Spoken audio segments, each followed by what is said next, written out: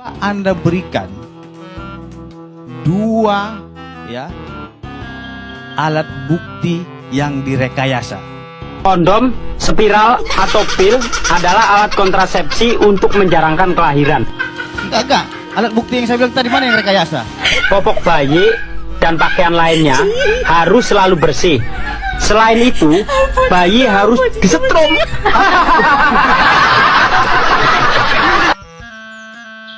Undang pendekar dari seluruh perguruan yang ada di tanah Pasundan ini untuk meramaikan tradisi pendepokan kita, sekalian menjajal ilmu yang kalian pelajari dari Gunung Saba ini. Maaf, Guru. Apakah Ki Jara dan Lugina perlu kita kasih tahu? Mereka sekarang sedang berada di Gunung Anjuang. Sebagai bekas muridku, mestinya mereka tahu acara jajal ilmu setiap tahun di bulan Kasada. Halo? Anjing, saya itu baru temu klien, urusan saya banyak di Batam ini. Saya nggak sempat lihat. Bapak cari anjing siapa? Mau apa anjing? Mau apa anjing? Kalimatnya begitu. Mak kau anjing kontol kau. Kau ketemu sama aku nanti ya? Iya, kenapa? Kamu lagi sakit. Nah, ini siapa sih? Ini siapa ini? Ini siapa ini? Mak kau. Kamu siapa? Ngomong ini mau disekolahin mulu.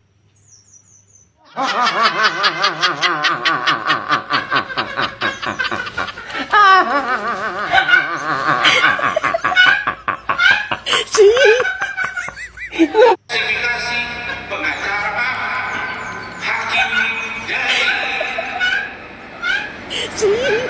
kasus saudara Ronald Anur, yaitu Bapak Damani.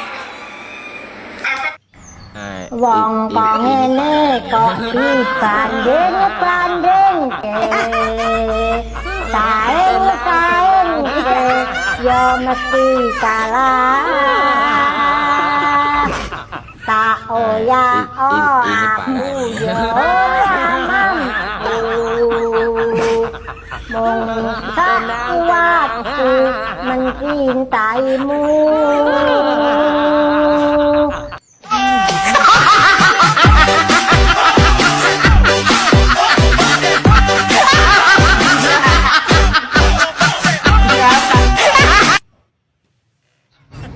Siapapun yang mengetahui keberadaan AF akan saya berikan 500 juta. Saya mengetahuinya. Gue kasih duit 500 juta barang siapa yang berhasil menemukan persembunyiannya Ayat. 500 juta. Ini untuk siapa aja, mau buat orang miskin kek, mau yang SDM-nya rendah kek, mau pengangguran kek, mau orang kaya kek, mau siapapun yang bisa tahu di mana persembunyiannya Ayat, tolong kasih tahu. Kami peringatkan kepada Bapak Ibtu Rudiana segera meminta maaf kepada saudara Dede, saudara Dedi Mulyadi, dan saudara Liga Akbar karena saudara diduga telah menyebarkan fitnah dan mencemarkan nama baik serta melakukan penyebaran berita bohong.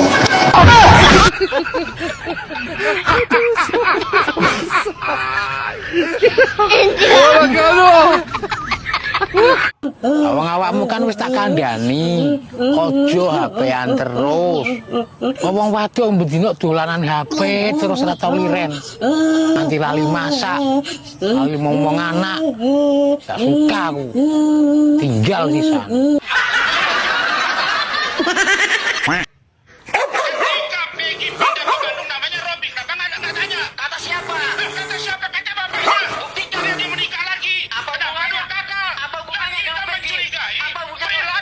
Amit ya, tolong aja nangis ya. Mengkotak tokok na tahu. Ngerayu, yang orang seneng tahu. Wis lah, pokoknya mengkotak tokok na. Sikit dilap disit umbele. Masa ayu-ayu umbelen. Umbelen ya men, kue bisa ngambungi. Nek umbelen ya males. Masa aki umbelen kon diambungi, engko ya klotar klapret. Ya bisa, makanya dilap disit umbele ya dideleng. Itu Rudiana. Ini sudah menjadi korban, sudah jatuh ditimpa tangga lagi. Makanya kenapa saya bela Bapak Ibtu Rudiana? Karena saya melihat satu esensinya, anaknya telah meninggal dunia. Coba bayangkan kalau anakmu itu yang dibunuh. Dan ini sudah inkrah kok. sudah ada putusan pengadilan yang berkekuatan hukum tetap, artinya sudah ada terpidana. Kok kalian bilang itu salah tangkap dan lain-lain segala macam? Kalau salah tangkap tentunya pasti bebas dia, menang pengadilan, sudah diadili. Apalagi yang kalian persoalkan? Inilah saya bilang tadi, netizen yang bermedsos ini sebenarnya kalau saya menilai kesalahan itu ada pada netizen, karena mereka ini opininya itu luar biasa sekali, suruh tangkap gitu loh. Netizen yang gak jelas, jangan juga mulutnya ini terlalu kotor. Makanya ini saya lihat ini kita netizen ini dirubah lah otaknya dulu biar lebih cerdas dan bersih. Sebenarnya netizen ini dahulunya baik, sekarang aja jadi jahat seperti monster, pembela kejahatan. Ingat ya, seberapa banyak umpatan kalian, seberapa hebat hujatan kalian, pahala kalian itu mengalir kepada saya. Apa yang kalian hujat, apa yang kalian kritik, dosa saya mengalir kepada kalian. Ingat satu hal, fiat justitia roit kailu, tegakkan keadilan sekalipun langit akan runtuh. Sinau rasa perlu sing jero-jero. Sinau sing cetek-cetek tur diamalke, kuwi malah luwih prayoga. Sapa sing bibiti ala wahyuning bakal sirna, kuwi ya tegese ya jero. Ketoke mung hal sepele, terus wis dingerteni wong akeh. Ada 7 poin penting yang terungkap pada saat Pak Rudiana muncul bersama Pak Hotman Paris.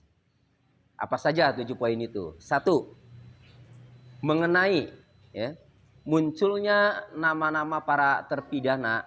Nah, ini Pak Rudiana mengaku mengamankan para terpidana itu berdasarkan kesaksian Aep dan Dede. Yang kedua, mengenai saksi Aep dan Dede yang tidak dihadirkan di persidangan, itu juga dipertanyakan kepada Pak Rudiana. Ketiga, soal narkoboy di balik kasus Pina, itu juga dipertanyakan oleh Pak Hotman Paris. Kemudian yang keempat, soal bantahan Pak Rudiana terhadap pengakuan Liga Akbar dan Dede, di mana dalam kesaksiannya pada tahun 2016 dan 2017 Liga Akbar dan Dede mengaku diarahkan oleh Pak Rudiana namun dibantah. Kelima, soal CCTV. 6. Soal membantah melakukan penganiayaan pada saat mengamankan para terpidana. Dan yang ketujuh adalah soal Eki apakah sudah meninggal dunia atau belum, dan bersediakah makam Eki dibongkar. Itu ya yang terungkap dalam konferensi pers Pak Rudiana bersama Hotman Paris beberapa waktu lalu. Oke, saya bahas yang pertama. Munculnya para terpidana itu diakui oleh Pak Rudiana bahwa ia telah mengamankan para terpidana itu berdasarkan keterangan saksi Aep dan Dede. Nah, ini sejalan dengan BAP Pak Rudiana pada tahun 2016 ya. Pada tahun 2016 di halaman di poin 5 ya, di poin 5 dalam BAP-nya ya. Itu jelas ada pertanyaan dari penyidik ya. Apakah saudara tahu identitas para pelaku yang berjumlah kurang lebih 11 orang tersebut? Jika iya, coba saudara sebutkan. Nah, dijawab oleh Pak Rudiana, ya, adapun identitas para pelaku tersebut sebagai berikut. 1. Eko Ramadhani ya, alias Koplak. Nah, kemudian yang kedua, Supriyanto alias Kasdul. Yang ketiga, Hadi Saputra alias Bolang. Yang keempat, Eka alias Tiwul. Yang kelima, Sudirman alias Paceo. Yang keenam, Andika. Yang ketujuh, Andi. Yang kedelapan, Dani. Yang kesembilan, Peggy alias Perong. Yang ke-10, Jaya alias Kliwon. Dan yang ke-11, Saka. Nah, ini diakui ya oleh Pak Rudiana dalam konferensi pers tersebut, mengamankan walaupun dia membantah kalau itu penangkapan, memang mengamankan. Ya. Nah, ini sejalan atau sesuai dengan BAP Pak Rudiana tahun 2016 pada poin 5. Namun saya menilai ada yang bohong mengenai waktu dan mengenai pengamanan. Ya. Nah, di dalam konferensi pers itu, ya, Pak Rudiana mengaku hanya mempunyai 15 menit waktu saat mengamankan para terpidana itu, kemudian diserahkan kepada reserse atau reskrim. Faktanya, ya, saya membaca putusan pengadilan, ya, putusan pengadilan, silakan di zoom, nomor 4 garis miring PID titik B garis miring 2017 PN Cirebon, ya. Nah, ini atas nama 5 terpidana, ya. Ini Hadi Saputra, kemudian yang kedua Eka Sandi, yang ketiga Jaya alias Liwon, Nah, kemudian yang keempat Supriyanto, dan yang kelima adalah Sudirman. Nah, di dalam putusan atas nama 5 terpidana ini, ya, Pak Rudiana mengakui di sini, ya, itu pada tanggal 31 Agustus 2016 sekitar jam 10, ya, saksi Pak Rudiana ini bersama rekan-rekan mencari informasi ke teman-teman anak saksi, dan sekitar jam 14, jam 2 siang, ya, saksi menuju SMPN 11 dan di sana bertemu dengan saudara Aep dan saudara Dede yang bekerja pada tempat pencucian mobil. Nah, kemudian Aep dan Dede ini menjelaskan, ya, bahwa ia melihat keributan waktu malam minggu itu. Nah, itu jam 14, ya, ketemu Aep dan Dede.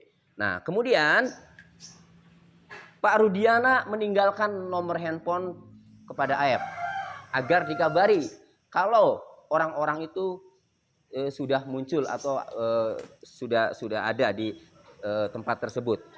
Nah, kemudian 2 jam setelah saksi dan rekan-rekan pergi, ya. Nah, berarti ini kan jam 2 siang nih, ya. Nah, kemudian 2 jam setelah saksi dan rekan-rekan pergi, ya, itu diakui berempat loh, ya, oleh Pak Rudiana dalam konferensi pers itu. Rudiana berempat, ya. Nah, setelah 2 jam setelah saksi dan rekan-rekan pergi, saudara Aep menelpon saksi yang memberitahu bahwa sekelompok anak-anak muda yang ribut-ribut pada malam kejadian ada di lokasi di depan SMPN 11 Kota Cirebon. Berarti kalau 2 jam, ya, setelah 2 jam kemudian setelah pergi, nah, berarti di sini jam 2 siang, ya, kemudian 2 jam kemudian berarti jam 4 sore. Nah, kemudian, ya, saksi bersama rekan-rekan, ya, Pak Rudiana langsung mencari keberadaan para pelaku tersebut sampai akhirnya saksi bersama dengan rekan-rekan saksi, ya, berhasil mengamankan para pelaku yang sedang berkumpul di depan SMPN 11 Kota Cirebon sebanyak 8 orang. Nah, kalau dia hanya 15 menit, bohong kalau saya menilai membandingkan dengan putusan pengadilan atas nama 5 terpidana ini, ya. Kalau berdasarkan putusan pengadilan ini, ya, nah, 2 jam kemudian setelah Pak Rudiana pergi dikabari kemudian datang, berarti jam 4 sore. Sementara dalam putusan pengadilan ini Pak Rudiana baru membuat laporan atau menyerahkan ke reskrim, ya, itu pada hari yang sama 31 Agustus 2016 jam 18.30, ya, 18.30. Berarti kalau dari jam 4 ke 18.30, ya, jam 16 sampai 18.30 berarti ada waktu, ya, 2 jam setengah, ya. Jam 4, 5, 6, setengah 7, ya. Ada 2 jam setengah, bukan 15 menit. Nah, 2 jam setengah itu, ya, kalau saya baca putusan di pengadilan, ini digunakan untuk menginterogasi. Jadi kalau jawaban Pak Rudiana diajak ke kantor baik-baik, saya menilainya Pak Rudiana itu bohong. Karena terungkap dalam putusan pengadilan, ya, ini diinterogasi, bukan diajak ngomong atau ditanya baik-baik. Nih, bahwa selanjutnya saksi membawa para terdakwa ke Polres Cirebon Kota untuk diinterogasi. Jelas. Silakan disut. Untuk diinterogasi. Dan dari hasil interogasi, saksi dapatkan bahwa yang melakukan perbuatan sehingga anak saksi meninggal dunia dan temannya tersebut berjumlah kurang lebih 11 orang, sehingga selanjutnya saksi bersama dengan rekan saksi langsung melakukan pencarian keberadaan 3 pelaku lainnya. Namun ketiga pelaku tersebut sudah kabur dan tidak ada di rumahnya. Ini sesuai dengan BAP bahwa munculnya 11 orang itu memang dari Pak Rudiana hasil menginterogasi, bukan menanya baik-baik, bukan bertanya baik-baik kepada orang-orang yang telah diamankan itu. Itu ya. Jadi saya melihat ini Pak Rudiana ini ya, di sisi lain memang mengakui dia mengamankan para terpidana saat itu, namun di sisi lain mengenai waktu dan cara bertanya dia bohong. Waktunya dia bilang hanya 15 menit dan bertanyanya baik-baik, kemudian mengaku. Namun dalam putusan pengadilan ini diinterogasi dan waktunya ada 2,5 jam sebelum diserahkan ke reskrim, sebelum membuat laporan. Itu ya. Nah, jadi Pak Rudiana ini saya melihat poin pertama ini ya, mengakui mengamankan, tetapi saya menilai dibandingkan dengan putusan pengadilan ini ada bohongnya ya, mengenai waktu dan cara bertanya. Kemudian yang kedua, soal saksi Aep dan Dede yang tidak dihadirkan di persidangan. Ini juga ditanyakan oleh Pak Hotman Paris, ini kan saksi penting. Nah, kenapa tidak dihadirkan di persidangan? Jawaban Pak Rudiana saat itu tidak tahu kan, karena dia hanya sebagai pelapor. Nah, dalam kesaksian Aep dan Dede ya, itu memang tidak dihadirkan di persidangan ya, hanya dibacakan saja saksi Aep dan Dede. Namun belakangan Dede muncul di channelnya Kang Deddy Mulyadi bahwa ia tidak hadir di persidangan itu karena menurut Dede itu atas sarannya Pak Rudiana. Nah, siapa yang benar? Ya, apakah Dede atau Pak Rudiana? Nah, oleh karenanya, ya, untuk mengetahui ya siapa yang benar, Pak Rudiana ini harus segera diperiksa. Ini taruhannya institusi Polri. Ya, kenapa? Karena Dede hanya seorang kuli bangunan, ya, hanya orang biasa, orang bisa dikatakan orang miskin, ya, tetapi dia berani mengungkap mengenai kesaksiannya itu, ya, baik kesaksiannya diarahkan oleh Aep dan Rudiana maupun tidak hadirnya Dede di persidangan itu karena saran Pak Rudiana tersebut, ya. Ini harus diperiksa Pak Rudiana. Taruhannya adalah institusi Polri. Sudah ada jalan celah untuk memeriksa Pak Rudiana ini, yaitu adanya laporan terhadap Pak Rudiana. Dede harus segera diperiksa. Sehingga dari keterangan Dede ini muncullah nama Pak Rudiana. Dan saya masih berharap 100% kepada Bareskrim Polri, baik Bareskrim Polri maupun Irwasum maupun Propam, ya, untuk lebih transparan, lebih objektif memeriksa Pak Rudiana, karena ini taruhannya institusi Polri. Hasilnya segera umumkan ke publik. Itu. Nah, kemudian yang ketiga, soal narkoboy. Nah, Pak Hotman menanyakan apakah ada transaksi narkoboy di balik kasus Pina ini. Nah, dijawab sama Pak Rudiana itu tidak ada. Nah, soal itu ya biarlah masyarakat yang menilai, ya, karena Pak Hotman bisanya menanyakan seperti itu? Karena bisa saja Pak Hotman dalam Instagramnya itu banyak sekali mungkin muncul ya, atau pertanyaan-pertanyaan seputar itu sehingga ditanyakan ke Pak Rudiana. Nah, kemudian yang keempat ya, soal membantah pengakuan Liga Akbar dan Dede yang kesaksiannya ya mengaku diarahkan oleh Pak Rudiana. Di dalam putusan atau di dalam kesaksian Liga Akbar waktu sidang peninjauan kembali sangat terang disampaikan di depan majelis hakim bahwa Liga Akbar itu dijemput di gang, kemudian diajak ke dalam mobil, masuk ke dalam mobil, kemudian dibawa keliling kota ngobrol 4 mata. Nah, artinya Liga Akbar ini ya, kesaksiannya ini diminta oleh Pak Rudiana berdasarkan keterangan Liga Akbar yang terungkap dalam persidangan peninjauan kembali. Dan Dede ini mengaku di dalam channelnya Kang Deddy Mulyadi mengaku diminta oleh Aep, kemudian ketemu dengan Pak Rudiana. Nah, mengaku diarahkan oleh Pak Rudiana dan Aep. Nah, tetapi ini dibantah. Siapa yang benar? Lagi-lagi Mabes Polri harus segera memeriksa Pak Rudiana. Masuknya dari Dede dulu, karena Dede yang telah jujur, menurut saya Dede telah jujur, telah membuka, telah membongkar untuk mengungkap yang sebenarnya. Dede diperiksa.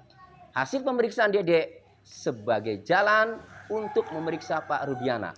Sekali lagi, masyarakat Indonesia berharap Mabes Polri dalam mengungkap masalah ini, karena taruhannya institusi, harus objektif, harus transparan, sampaikan ke publik hasilnya. Itu. Kemudian yang kelima, soal CCTV. Nah, soal CCTV, Pak Rudiana ini saya amati jawabannya itu ya saling bertentangan. Pertama, jawabannya itu CCTV ia mengetahui hanya di perumahan Garden menghadapnya. Ya. Nah, tapi di sisi lain jawaban berikutnya ketika ditanya apakah ada ke flyover, jawaban dia hanya ke jalan raya. Nah, kesimpulan saya ya, Pak Rudiana ini ya, dalam menjawab soal CCTV ini ya, saya menyimpulkan Pak Rudiana mengetahui ada CCTV. Jelas mengetahui karena dia mengatakan ada di Garden, ya perumahan Garden. Kemudian juga dia ngomong lagi meskipun tidak menghadap ke flyover, hanya menghadap ke jalan raya. Berarti saya menyimpulkan Pak Rudiana ini mengetahui ada CCTV. Periksa itu Pak Rudiana. Mabes Polri harus segera periksa. Cari CCTV-nya. Ya, cari CCTV-nya. Harus dipertanggungjawabkan ya mengenai CCTV itu.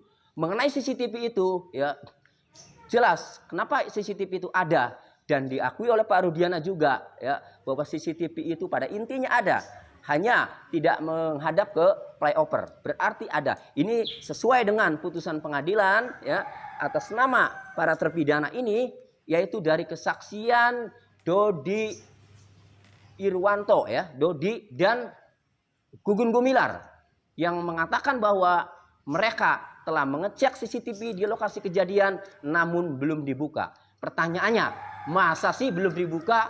Setiap manusia ya, apalagi itu anggota polisi, ketika ada peristiwa ya, kematian, maka rasa penasaran itu ada. Agar segera dibuka CCTV itu. Pasti ada rasa penasaran itu. Jadi saya melihatnya, Pak Rudiana ini, saya menilainya, Pak Rudiana ini tidak jujur ini dalam hal CCTV. Ya. Oleh karenanya Mabes Polri harus segera periksa Pak Rudiana mengenai CCTV. Periksa itu Gugun Gumilar, periksa itu Pak Dodi. Ya. Segera kemudian hasilnya umumkan ke publik. Ingat, taruhannya institusi. Karena sekarang publik ya, mau dengan penjelasan Pak Rudiana yang kemarin ya, itu tetap publik itu tidak percaya. Itu persoalannya Bapak Kapolri. Ya, jadi ini taruhannya institusi, segera periksa dan kemudian umumkan ke publik.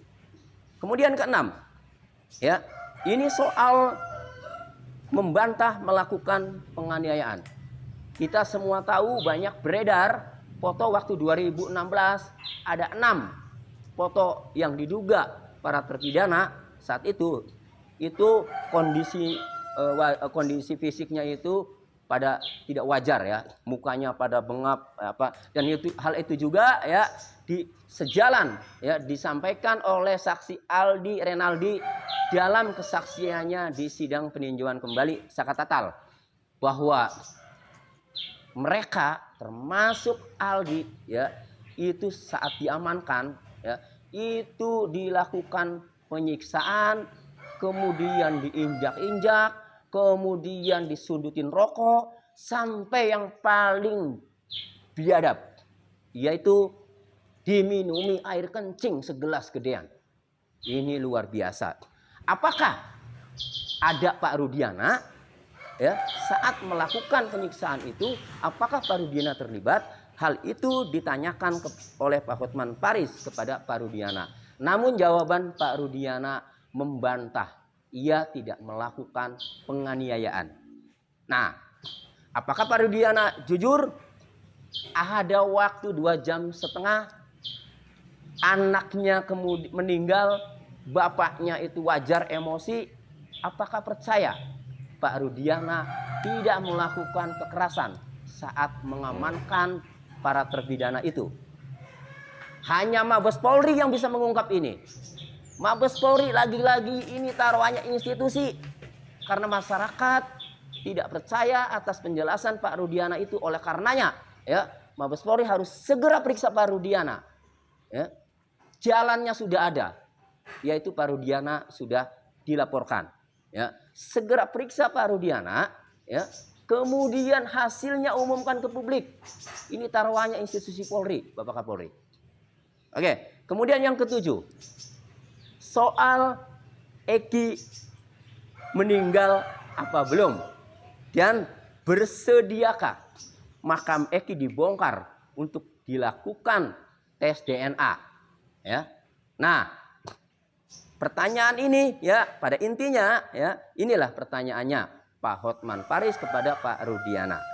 Pak Rudiana menjawab bahwa Eki telah meninggal dunia. Yang meninggal dunia adalah anaknya Pak Rudiana.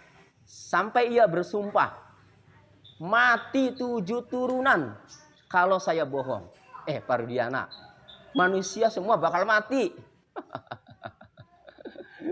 Namun nih ya, yang paling pasti tidak bisa dihilangkan, yang terus menyelimuti hati adalah yang namanya berbohong. Pak Rudiana pasti tidak tenang setiap saat. Pasti gelisah. Setiap ada berita gelisah. Setiap ada apalagi ada pemeriksaan pasti gelisah, deg-degan. Itu yang diderita ya, kepada orang yang berbohong. Itu pasti tersiksa. Nah, oleh karenanya ya terkait jawaban Pak Rudiana ini ya Mabes Polri harus segera menyikapi ya. Apakah isu-isu itu benar ya? Memang Mabes Polri harus segera menyikapi. Apa menyikapinya? Ya silakan kalau ada celah, ada jalan untuk menanyakan atau memeriksa hal itu terhadap Pak Rudiana, ya lakukan. Karena ada isu-isu seperti itu ya.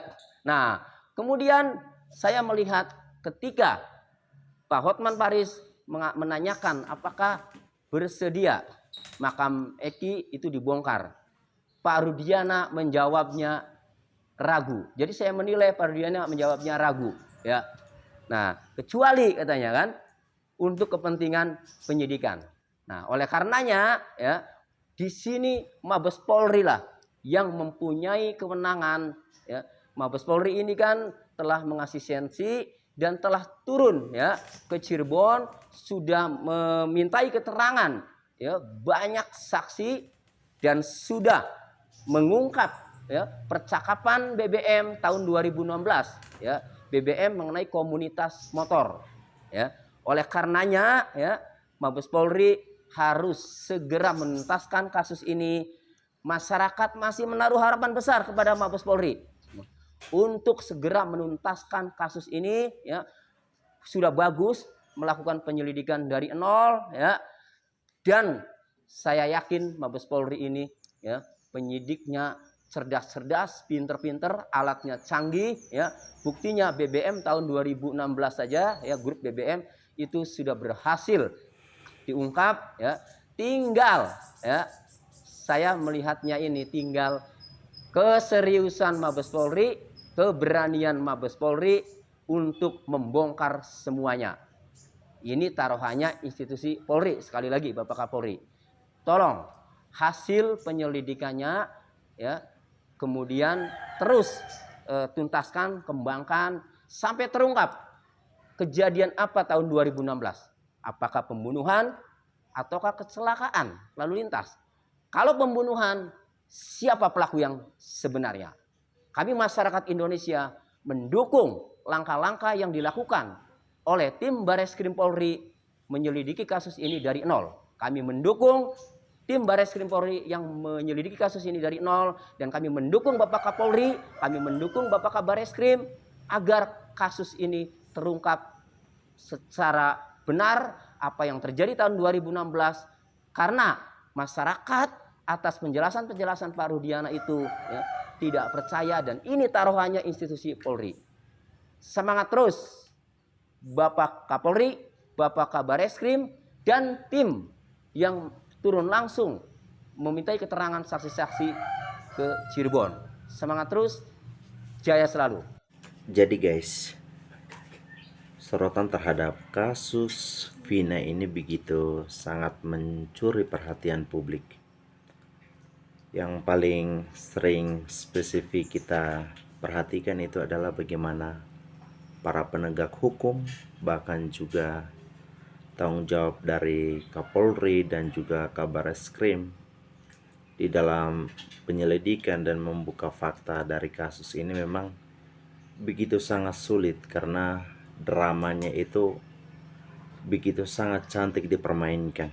Kecurigaan-kecurigaan yang kita perhatikan dan juga kita tahu mengenai Ibtu Rudiana sebagai pemain skenario di dalam drama soal kasus Vina ini. Terlepas dari setiap indikasi-indikasi yang kita dengar dan juga kita tahu di dalam pengamatan-pengamatan yang dilakukan, harapan dari kita sebagai masyarakat biasa ini intinya penegakan hukum harus dengan seterang-terangnya dan sebenar-benarnya, tanpa pandang bulu, dan hukum tidak dapat dibeli dengan uang. Hukum tidak dapat dipermainkan, karena taruhannya adalah semacam Kapolri adalah institusi kepolisian. Para penegak hukum sebagai pribadi pun juga mereka membawa diri sebagai seorang lawyer. Jadi terlepas dari tanggung jawab sebagai Kapolri, para penegak hukum, pihak Kabareskrim, kita juga sebagai masyarakat, sebagai saksi mata untuk terus kita kawal kasus ini dengan sungguh-sungguh. Ini sebagai sebuah panggilan kemanusiaan. Kita harus mengikuti bagaimana di dalam setiap keputusan, terlepas dari proses-proses PK Sakatatal yang kemarin sudah berlangsung, dan juga kita berharap supaya 7 tahanan yang disalah tangkapkan ini juga perlu dilepaskan. Itu harapan kita. Dan terlepas dari semua harapan itu, semua kembali kepada hukum yang berbicara. Ya, saya pikir itu dalam kesempatan video kali ini. Terima kasih semua sahabat Ruang Yesus sudah menonton video ini sampai selesai. Saya pamit undur diri. Salam NKRI.